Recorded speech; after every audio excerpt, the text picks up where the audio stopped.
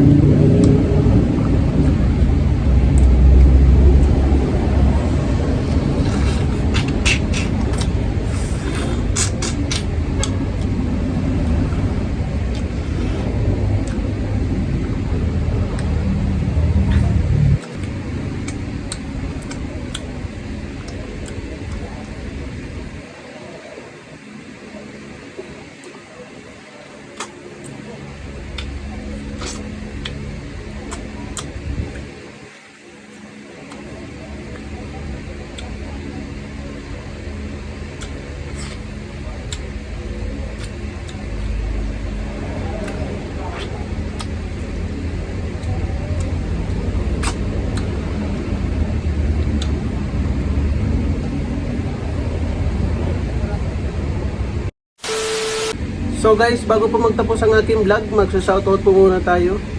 Shoutout po kay Miss Pearl, shoutout po sa iyo ma'am.